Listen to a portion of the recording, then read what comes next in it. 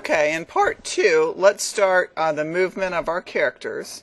So we're going to add first a left keyboard event. There we go. And for the left keyboard event, when the character starts moving left, we would like to change the sprite. So we're going to come over here to change the sprite, and we'd like to change it to sprite left. Okay? And we'll leave the subimage and the speed the same. So we'll do OK. And then also we would like to check and see if the position is collision free. So bring that one over. And then we would like it to be -4 for the X, 0, and then only with solid objects.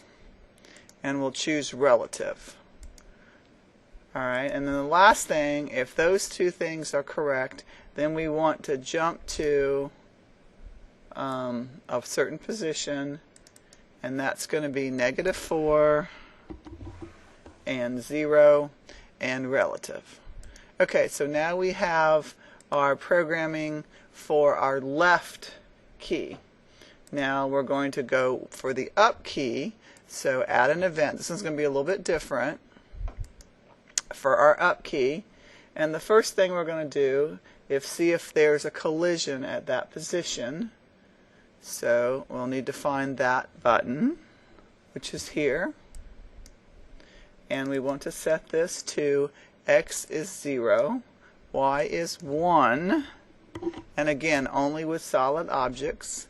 And we want to choose relative and self. Alright, then we want to select the vertical speed once those things are met, and our vertical speed is -10. So now we have the left and the up movement.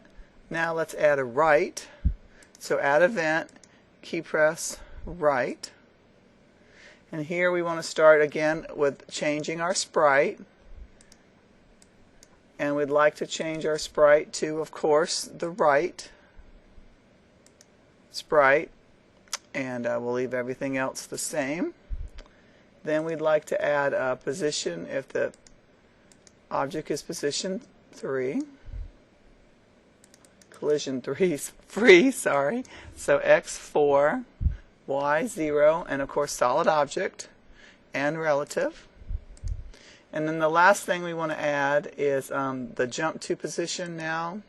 So we'll bring over the jump to position, and we'd like that to be 4 and 0 and relative. So now at this point you should have some pretty good movement for your character. You can go test it, place it in a room and test it if you'd like. In the next part we'll look at adding some of the objects to the room. So let's go ahead into your room and place your character in the room. So if you haven't created a room yet, you can do that. And then you can go to the backgrounds and add the background for the tiles.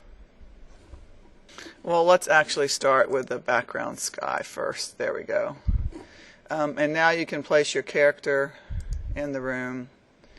Go to your object and your little character, and you can place them in there and just test it. We're going to do some more work on the next tutorial, but you can go ahead and just test a little bit of your character. There's really nothing to jump on right yet. Yeah, just follow straight through. But we'll go ahead and fix that on the next level, okay?